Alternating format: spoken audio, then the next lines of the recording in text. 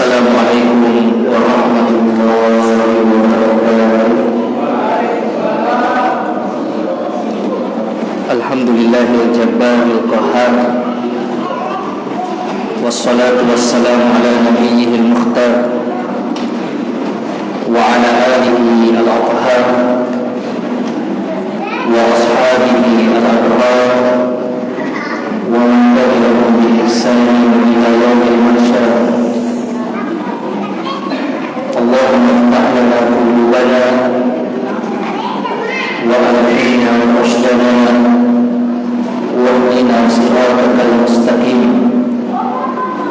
Inna nas'aluka ilman nafi'an wa imanan thabitan wa yaqinan rasikhan wa qalban khashi'an wa lisanan dzakiran wa rizqan halalan thayyiban wa amalan shalihan mutaqabbalan. Jamaah sekalian, ikhwan dan akhwat yang dimuliakan Allah Subhanahu wa taala, kembali senantiasa kita mengucapkan syukur kita kepada Allah Subhanahu wa taala. Pada malam hari ini Allah kembali memberikan taufiknya kepada kita untuk menunaikan ibadah mulia sholat maghrib tadi secara berjamaah, yang akan kita lanjutkan nanti dengan sholat isya juga secara berjamaah. Dan sambil menunggu waktu isya, kita isi dengan mempelajari hadis-hadis Rasulullah SAW yang dihimpun oleh Abu Isa Muhammad bin Isa Tirmidzi dalam kitabnya Syama'ilun Nabi atau Asy-Syama'il Al-Muhammadiyah Al-Mustafawiyah, kitab yang menghimpun hadis-hadis yang menceritakan tentang fisik dan figur Rasulullah SAW. Pada pertemuan sebelumnya kita sudah menyelesaikan bab yang kedua, bab yang menceritakan tentang khatamun nubuwah atau tanda kenabian. Tanda kenabian bukan hanya mukjizat Rasulullah SAW yang tidak ada pada manusia biasanya, akan tetapi tanda kenabian yang kita bahas adalah tanda kenabian pada fisik Rasulullah SAW yang sudah kita jelaskan bagaimana bentuknya, bagaimana warnanya, di mana posisinya, apa yang ada di sekitarnya, yang tak kala disentuh oleh sahabat, bagaimana kesannya dan seterusnya. Ini sudah kita bahas di bab yang kedua kemarin, yang dengannya juga sahabat yang mulia Salman Al-Farisi masuk Islam setelah melihat tanda kenabian yang ada di punggung beliau. Pada kesempatan kali ini jamaah sekalian, kita akan memasuki pembahasan bab yang ketiga, yaitu bab majaa fi sya'ri Rasulullah SAW, yaitu bab tentang rambut Rasulullah SAW. Ya, sebenarnya ini sedikit banyaknya juga sudah kita jelaskan di bab yang pertama, yang saat itu Imam At-Tirmidzi mengumpulkan hadis-hadis Rasulullah SAW yang menyebutkan tentang fisik beliau. Salah satu yang dijelaskan di bab yang pertama itu adalah rambut Rasulullah SAW. Namun nampaknya Imam At-Tirmidzi sengaja membuat satu bab lagi khusus untuk hadis-hadis yang menceritakan tentang rambut Rasulullah sallallahu alaihi wasallam. Ya. Kita bacakan hadisnya jamaah sekalian. Ya, nanti juga Syekh Profesor Dr. Abdul Razak Al-Badr yang mensyarah kitab ini menyampaikan fatwa ulama terkait dengan permasalahan rambut ini. Dan yang ditekankan pada bab ini adalah bagaimana model rambutnya Rasulullah sallallahu alaihi wasallam. Hadis yang ke-24 dalam kitab ini Imam At-Tirmidzi mengatakan, haddatsana Ali bin Hujr qala akhbarana Ismail bin Ibrahim an Humayd an Anas bin Malik qala. Jadi hadis ini dari sahabat Rasulullah sallallahu alaihi wasallam Anas bin Malik. Beliau mengatakan, Anas bin Malik mengatakan, kana sya'ru Rasulullah sallallahu alaihi wasallam ila nisfi udunai. Rambutnya Rasulullah sallallahu alaihi wasallam itu sampai di pertengahan telinga.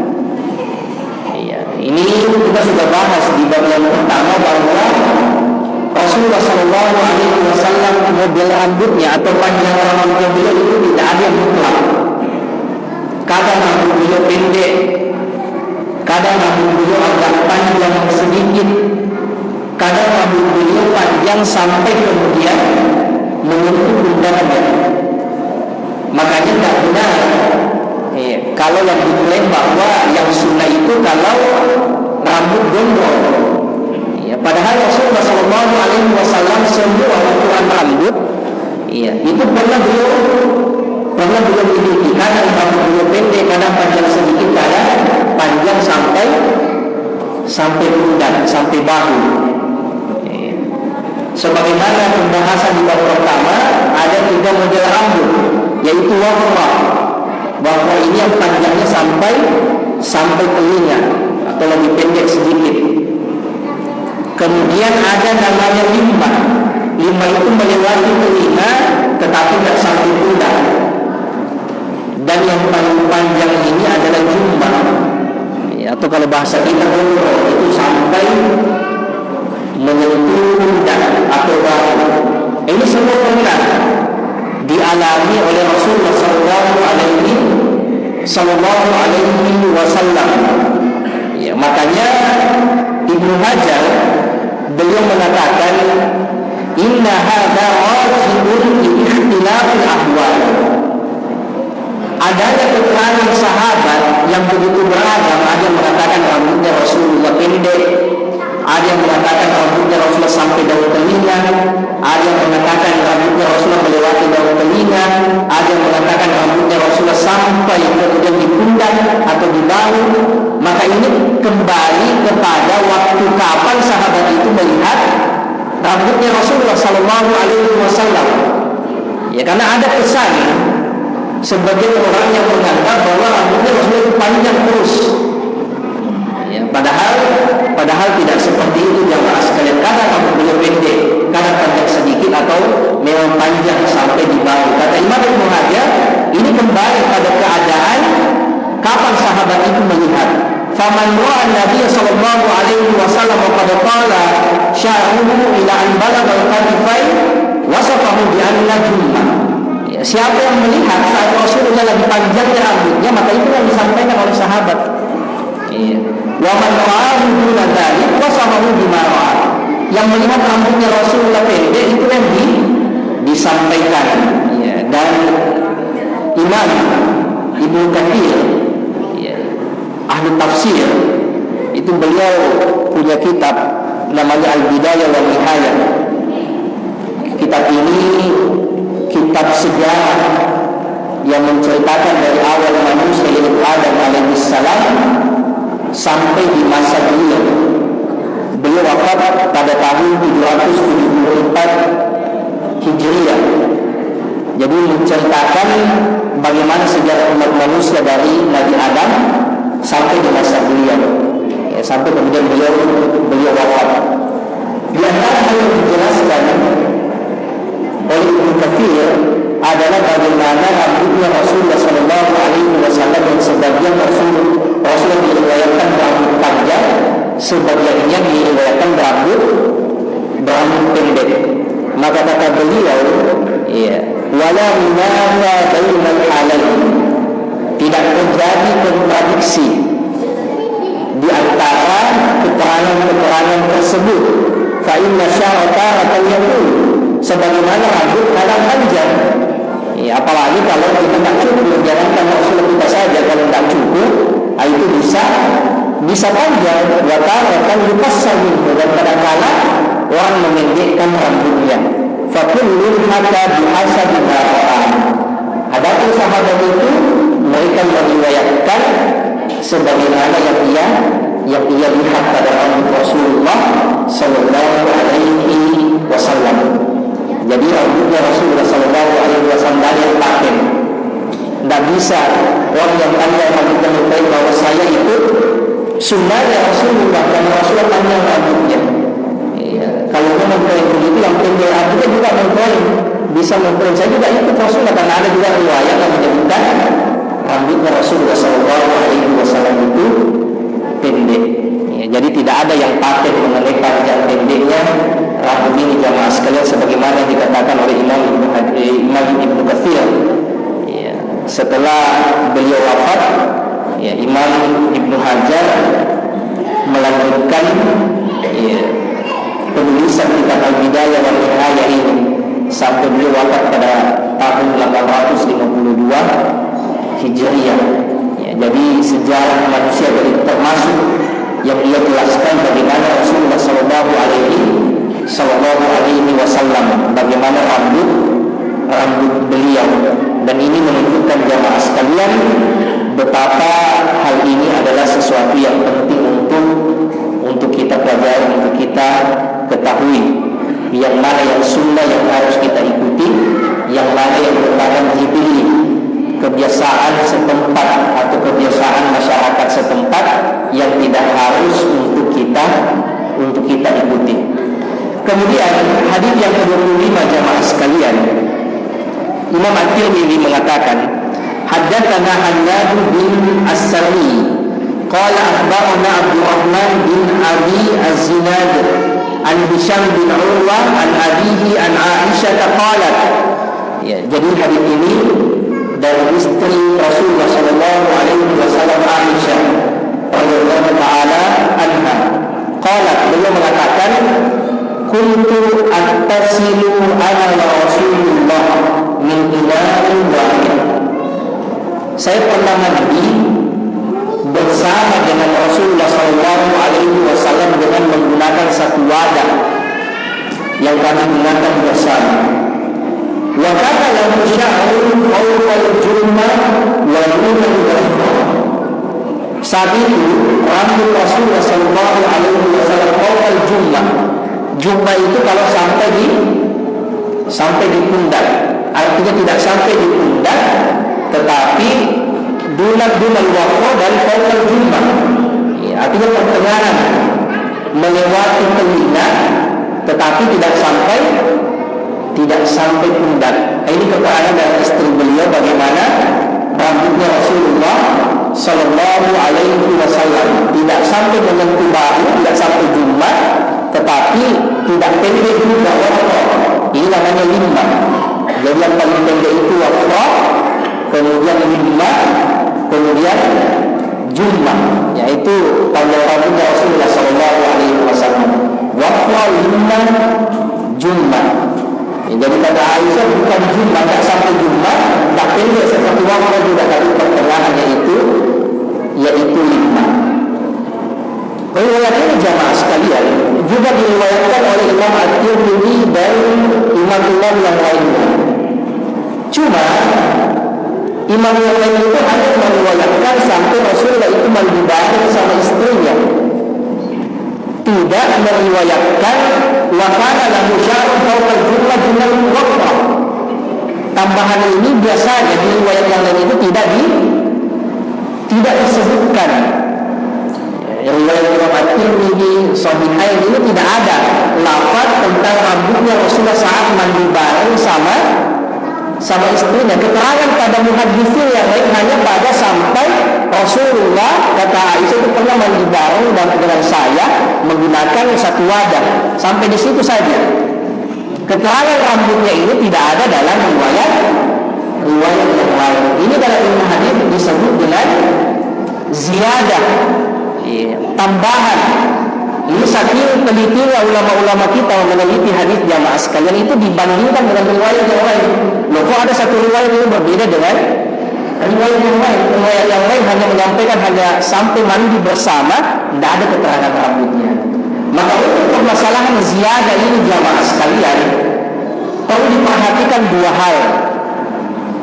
Yang pertama, apa tambahannya?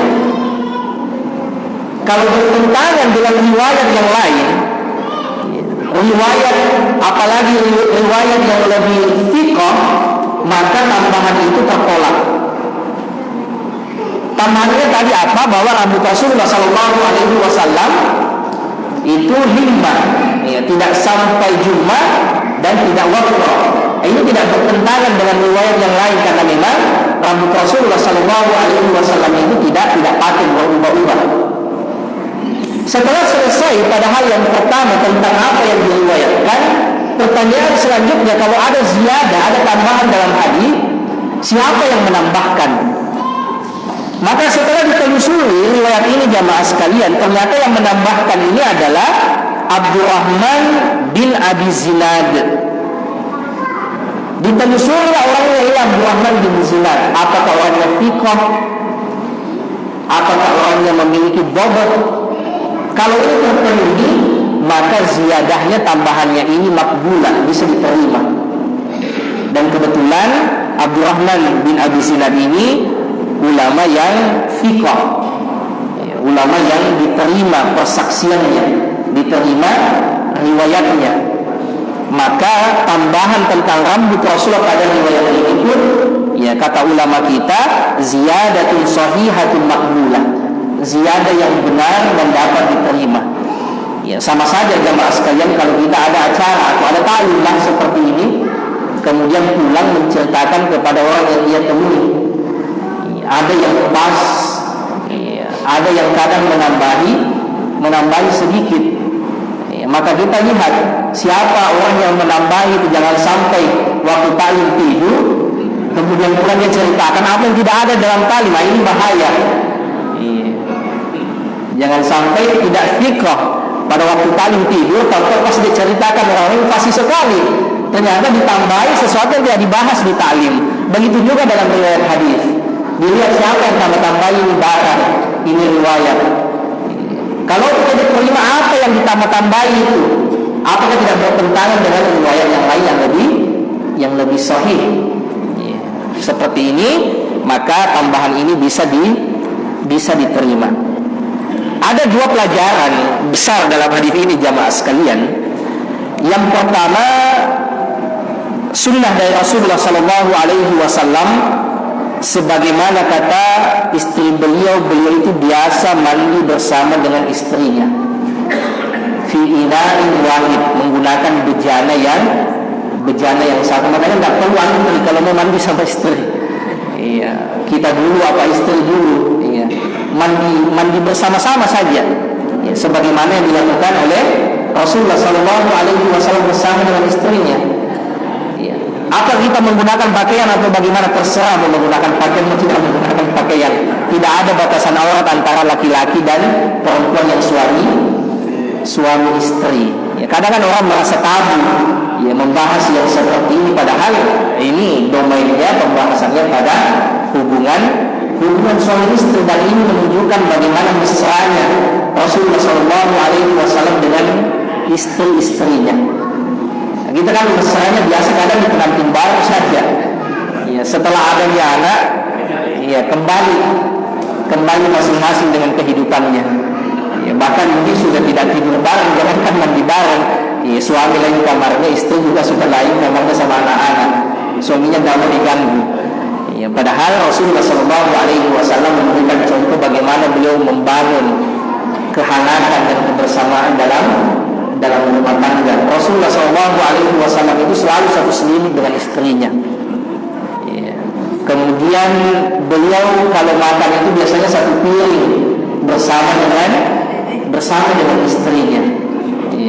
Rasulullah SAW saking senangnya bercanda dengan istrinya, senangnya membangun hubungan dengan istrinya. Kalau istrinya makan atau minum, maka dicari bekas gigitan istrinya dan digigit di situ. Kalau kita mungkin cari putar-putar gelas dulu, yang mana bila diminum tadi di sini, atau cari bekas gigitannya, hindari itu. Kalau Rasulullah justru mencari bekas gigitan istrinya. Ini menunjukkan bagaimana kedekatan Rasul, dan ini jarang hanya di pengantin baru saja jemaah. Kenapa? Kalau ada cucu, ya, itu justru penting bagaimana mengenang masa-masa muda juga, ya. Membangun masa muda kembali. Ya, Rasulullah SAW ya, banyak sekali ya, beliau kadang menemani istrinya mengerjakan pekerjaan rumah, ya, dan seterusnya. Ini yang kadang hilang dari kita jamaah sekalian, bagaimana hubungan kita dengan pasangan kita. Ini kata Aisyah radhiyallahu taala anha, bahwa beliau mandi bersama menggunakan satu wadah. Kemudian pelajaran yang kedua adalah wa kana lahu syarun fawqal jumma dunal wafra. Saat itu rambutnya Rasulullah sallallahu alaihi wasallam itu limah, tidak sampai di bahu tetapi melewati daun telinga. Ya, ini dua pelajaran pada hadis ini. Kemudian hadis yang ke-26 jamaah sekalian. Haddatsana Ahmad bin Mani' qala haddatsana Abu Fatan qala haddatsana Syu'batu an Abi Ishaq an Al-Bara bin Azib qala, dari Bara bin Azib sahabat Rasulullah sallallahu alaihi wasallam, kana Rasulullah sallallahu alaihi wasallam marbu'an. Rasulullah sallallahu alaihi wasallam posturnya itu sedang, tidak terlalu tinggi juga tidak pendek. Ba'ida ma baina al-mankibain, pundak beliau itu berjauhan, maksudnya Rasulullah posturnya itu besar, kekar. Wa kanat jummatuhu tadribu syahmata udhunai.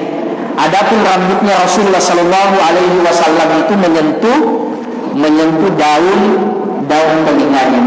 Ini juga sudah dibahas di bab yang pertama, hadis dari Bara bin Azib. Ya, kita tidak merinci lagi karena kita sudah jelaskan ini. Hadis yang ke-27 jamaah sekalian. Haddatsana Muhammad bin Bashar qala haddatsana Wahab bin Jarir bin Hazim qala haddatsani Abi Al-Qatadah qala qultu li Anas. Ya, dari seorang tabi'in yang bertanya kepada Anas bin Malik, kaifa kana sya'ru Rasulullah sallallahu alaihi wasallam. Wahai guruku, wahai Anas, bagaimana itu rambutnya Rasulullah sallallahu alaihi wasallam.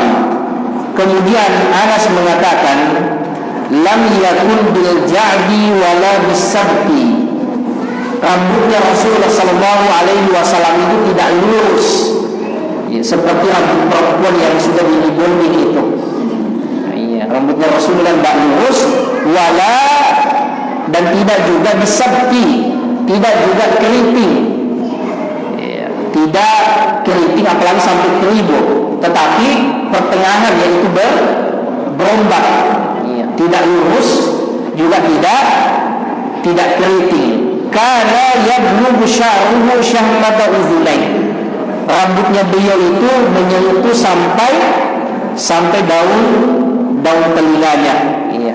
Ini juga faedahnya jamaah sekalian, betapa tabi'in dan sahabat Rasulullah sallallahu alaihi wasallam ini mengetahui betul bagaimana Rasulullah. Kalau permasalahan rambutnya saja sampai ditanyakan kepada gurunya, maka bagaimana lagi dengan perkara ibadah yang memang wajib untuk dipelajari. Masalah sholatnya Rasulullah, sifat sholatnya, bagaimana puasanya Rasulullah, bagaimana ibadahnya Rasulullah, itu pasti lebih prioritas, ya, karena masalah rambut saja mereka tanyakan jamaah sekalian. Ini pentingnya kita mempelajari tentang Rasulullah SAW, karena ia merupakan satu dari 3 hal pokok yang akan ditanyakan nanti tatkala kita sudah wafat. atau yang disebut dengan al-usul as-salatah, yang tentang agama, tentang Allah dan tentang Nabi sallallahu alaihi wasallam. Kemudian jamaah sekalian, hadis yang ke-28, haddatsana Muhammad bin Yahya bin Abi Umar al-Makki qala haddatsana Sufyan bin Uyainah an Abi Najih an Mujahid an Ummi Hani. Hadis ini dari sepupunya Rasulullah, yaitu Ummu Hani bin Abi Thalib, saudara dari Ali bin Abi Thalib. Qala, beliau mengatakan, Ummu Hani mengatakan, sepupu Rasulullah ini mengatakan, qadima Rasulullah sallallahu alaihi wasallam Makkah. Rasulullah sallallahu alaihi wasallam waktu Fathu Makkah, saat beliau datang, karena saat hijrah jamaah sekalian, itu Rasulullah sallallahu alaihi wasallam tidak kembali lagi ke kota Makkah. Nanti pada tahun ke-7 baru beliau melakukan Umratul Qadha, karena pada saat Hudaybiyah itu tidak bisa masuk ke dalam nanti tahun berikutnya, yaitu pada tahun ke-7, dan setahun setelahnya baru terjadi Fathu Makkah. Saat itulah kemudian Ummu Hani sepupu beliau mengatakan, saat Rasulullah sallallahu alaihi wasallam qadima Makkah qadmatan, beliau datang di kota Makkah saat itu, walahu arba'u ghadair. Beliau sallallahu alaihi wasallam memiliki 4 ghadair. Ghadair itu apa namanya ya? Kepang ya. Kepang atau jalinan rambut. Jadi kadang Rasulullah sallallahu alaihi wasallam kalau rambutnya panjang, itu sampai di kepang 4. Kalau kita kan tidak bisa, kan rata-rata pendek, dan kebiasaannya kita memang pendek rambut kita. Nanti kita akan bahas fatwanya Syekh Utsaimin terkait masalah rambut itu. Jadi boleh saja jamaah sekalian di masa itu, dan biasa di masa itu rambut itu dijalin atau dikepang, dikuncir, kira-kira seperti itu ya. Dikuncir ya. Karena rambut yang panjang nggak bisa diikat seperti itu. Jadi Rasulullah sempat mengepang atau menjalin rambutnya itu sampai 4 jalinan. Tapi lagi-lagi kembali kepada kebiasaan masyarakat setempat. Di masa Rasulullah hal itu biasa saja, tapi kalau di masa kita, kalau ada ustaz yang seperti itu, ini bisa jadi masalah. Karena ini bukan kebiasaan masyarakat kita. Ini pentingnya kita kembali ke fatwa ulama. Kalau ada ustaz buat tabligh akbar dengan rambut dikuncir 4, itu masalah kalau di negeri kita, karena tidak biasa masyarakat kita. Ini pentingnya kita kembali ke penjelasan ulama. Jangan kita bahas hadis, ternyata Rasulullah menguncir 4 rambutnya. Artinya itu sunnah dilakukan di tengah masyarakat yang tidak biasa, yang seperti itu, artinya malah penilaian buruk yang ada kalau seperti itu. Kemudian jamaah sekalian, hadis yang ke-29, haddatsana Suwaid bin Nasr qala haddatsana Abdullah bin Al-Mubarak an Ma'mar an Thabit Al-Bunani an Anas. Hadis ini dari Anas lagi, anna sya'ra Rasulullah sallallahu alaihi wasallam kana ila ansafi udhunai. Rambutnya Rasulullah sallallahu alaihi wasallam itu, kata Anas, sampai pertengahan telinga. Ini sama dengan riwayat sebelumnya. Kemudian hadis yang ke-30, 2 hadis yang terakhir. Kita tidak merinci terlalu jauh ke masalah rambut ini, karena sebenarnya kita sudah bahas di bab yang pertama. Haddatsana Suwaid bin Nasr, haddatsana Abdullah bin Al-Mubarak an Yunus bin Yazid an Zuhri qala haddatsana Ubaidullah bin Abdullah bin Uqbah an Ibnu Abbas, dari Ibnu Abbas sepupu Rasulullah, anna Rasulullah sallallahu alaihi wasallam kana yasbilu sya'rahu. Rasulullah sallallahu alaihi wasallam dahulu itu kalau menyisir rambutnya itu menyisir ke belakang, semuanya disisir ke belakang, mengurainya ke belakang, yaitu satu arah saja. Wa kana al-musyrikun yaflikuna rusahum. Adapun orang musyrik itu belah samping, Iya. Jadi orang musyrik di masa Rasulullah itu belah samping. Kalau Rasulullah menyisir ke belakang. Iya. Wa kana ahlul kitab yasdiluna rusahum.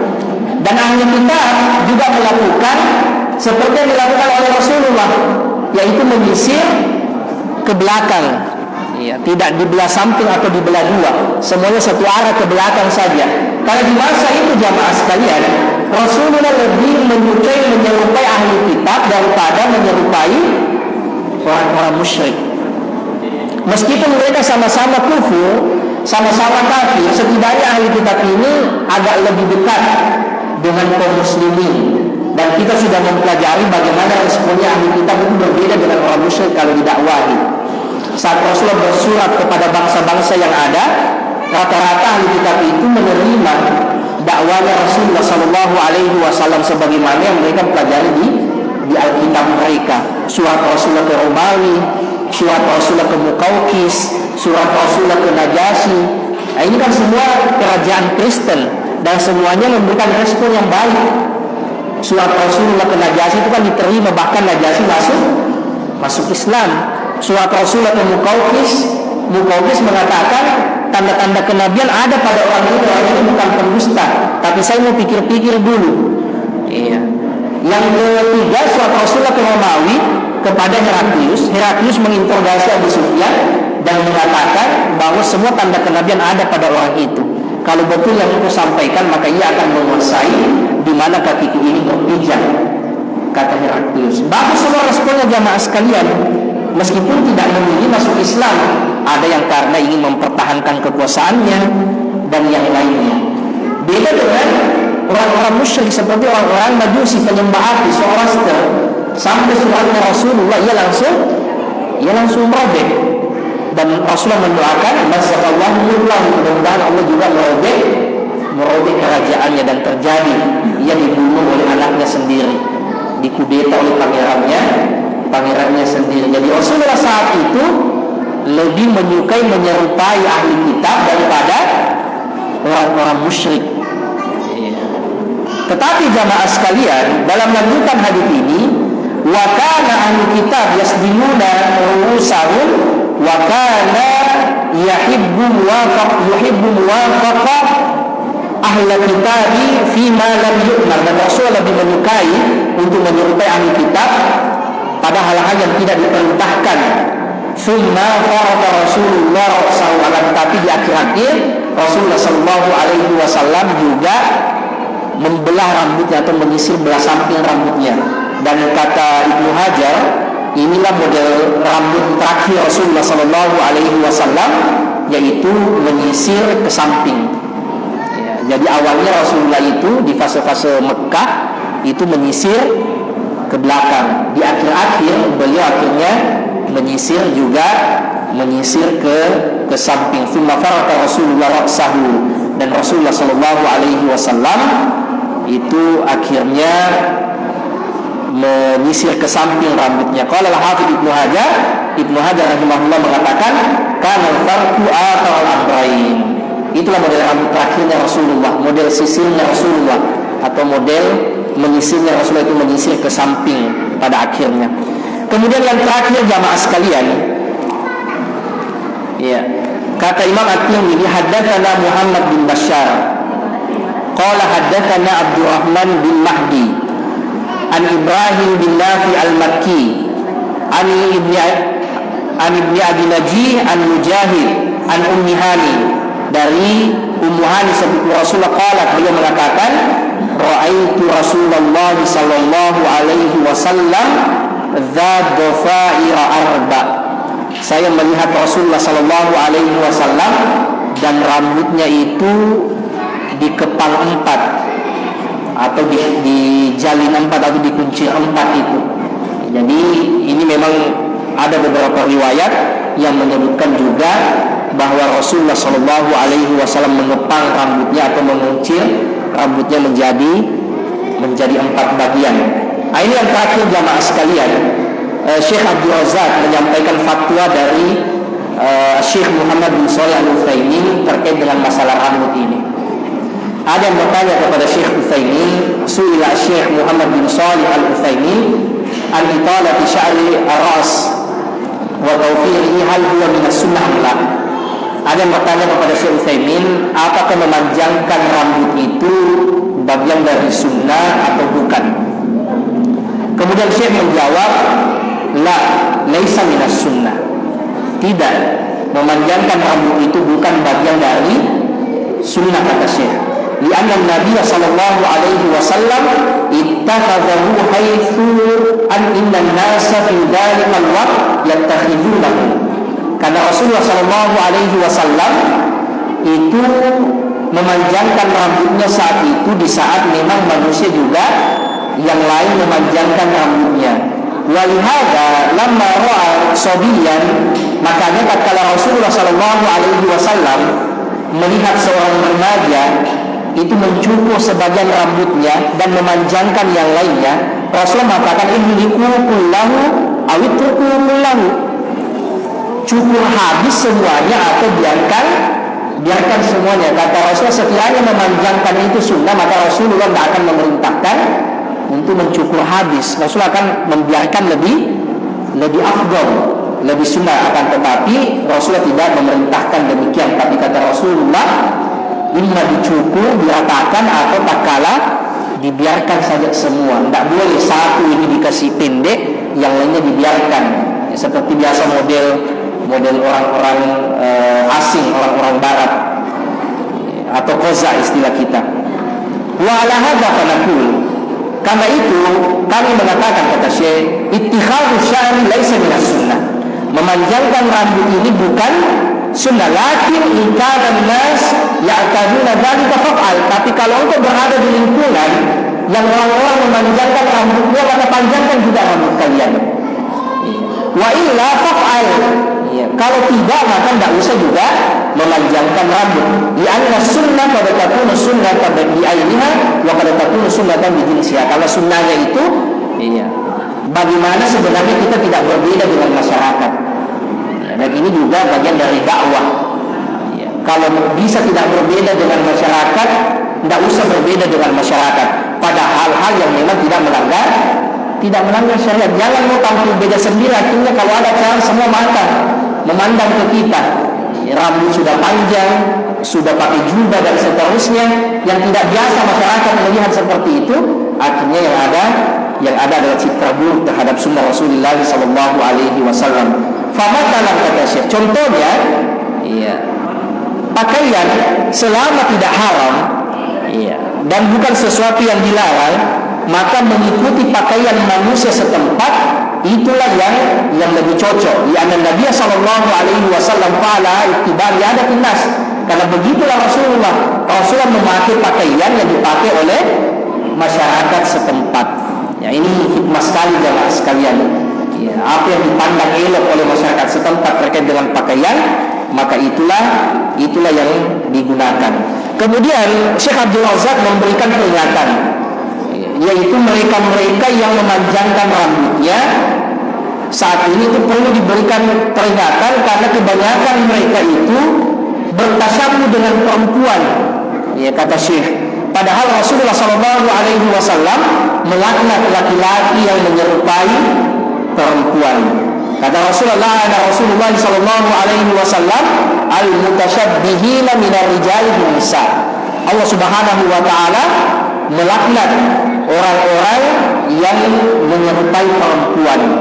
Ya, kata Syekh, inilah fenomena yang kita dapati pada pemuda-pemuda. Mereka memanjangkan rambutnya seperti perempuan sama sekali. Wa rubbama isti'ara ba'da adawati ukhtahu, bahkan yang lebih aneh, kata Syekh, ada biasa yang meminjam ikat rambut saudari perempuannya. Ya, karena rambutnya panjang sama dengan saudari perempuannya, maka ia meminjam ikat rambut saudari perempuannya. Ya, yang lebih memilukan lagi, kata Syekh, la siyama'anahu yahlik lihiyatahu tamaman, sudah dia panjangkan rambutnya, dia juga mencukur habis jenggotnya, maka betul-betul mirip dengan perempuan. Wa yasta'iru min ukhtahu aidan al-asya' allati tudfi ala khadhihi nawan min al-hullah. Yang lebih menyedihkan lagi, ada kadang kata beliau, pemuda-pemuda yang meminjam bedak saudarinya, merah pipi saudarinya, sudah dia potong jenggotnya, dia panjangkan rambutnya, maka ini menyerupai perempuan. Adapun permasalahan rambut bagi laki-laki, itu kembali kepada masyarakat setempat. Kalau masyarakat kita memandang memanjangkan rambut itu tidak elok, maka itu yang kita ikuti. Ya, biasanya kalau gondrong ada tatonya, itu tidak elok di masyarakat. Itu satu paket biasanya, itu gondrong dan tato. Kalau tidak elok, maka kita ikuti saja model rambut yang dipandang berwibawa atau baik di masyarakat. Apalagi di zaman sekarang, kata Syekh, banyak fenomenanya bukan untuk mengikuti Rasulullah, tetapi justru bertasyabuh dengan perempuan, dan ini dosa besar karena dilaknat oleh Allah Subhanahu wa taala.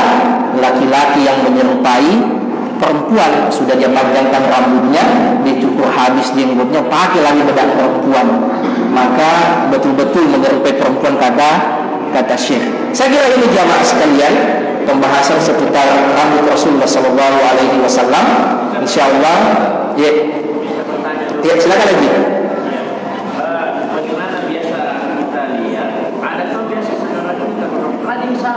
Iya. Bahkan biasa itu tapi rambutnya naik panjang. Bagaimana ini cara menasihatinya ini? Ya salah biasa. Bagi tadi rambutnya bagaimana itu kalau kita mau? Kita lihat saja bagaimana hikmahnya nih.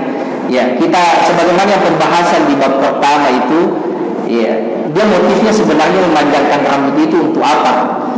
Ya, kalau memang mau mengikuti Rasulullah Sallallahu Alaihi Wasallam, sebagian ulama kita mengatakan, kita harapkan mudah-mudahan betul dapat pahala. Tapi yang menjadi masalah, kalau ia memanjangkan rambutnya itu untuk mengikuti orang-orang kufar, apalagi sampai menyerupai perempuan. Iya. Entahlah, seperti kita mungkin ada cara-cara yang lebih bisa diterima. Iya, mungkin ada kedekatan personal, bercanda tetapi tidak sampai melukai hatinya, ya, dan seterusnya. Ya, intinya masalah rambut ini masalah yang fleksibel. Jangan sampai juga kita berkelahi gara-gara masalah rambut. Ya, intinya kata Syekh, ikuti saja kebiasaan masyarakat setempat. Ya. Kalau sesuatu yang tidak biasa di masyarakat memanjangkan rambutnya, maka lebih baik kita ikuti saja masyarakat setempat. Ya, seperti itu aja, Allah Ta'ala alam. Ya, mungkin kita orang tua itu lebih paham bagaimana kalau anak muda, bagaimana menyapanya sambil bercanda. Ya, yang menjadi masalah kalau orang tua panjang rambutnya. Ya, itu yang susah kadang kita dulu. Saya kira ini ya, kita tutup dengan ya. Bagaimana sikap kita dengan rambut Rasulullah yang masih ada sampai sekarang? Paling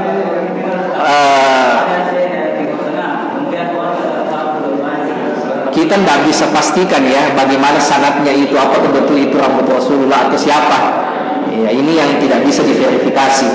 Ya, wallahu ta'ala. Kalau ada yang bisa mempertanggungjawabkan sanadnya, itu bisa saja. Tetapi ini kan yang berat sekarang, karena jarak yang 1400 tahun ini kita tidak bisa pastikan ini rambutnya apakah betul rambut Rasulullah Sallallahu Alaihi Wasallam. Ya, ini yang tidak bisa kita pastikan, tidak bisa kita verifikasi. Kalau memang betul bisa diverifikasi, ada sanadnya, bisa dipertanggungjawabkan bahwa ini betul rambutnya Rasulullah Sallallahu Alaihi Wasallam, maka kita bisa bertabaruk ya dengan jasad Rasulullah Sallallahu Alaihi Wasallam. Tetapi ini yang berat lagi-lagi, bisa tidak dipertanggungjawabkan kalau itu rambutnya Rasulullah Sallallahu Alaihi Wasallam. Jadi seperti itu, pertanggungjawabannya itu berat, memverifikasinya berat, apakah ini betul rambutnya Rasulullah Sallallahu Alaihi Wasallam.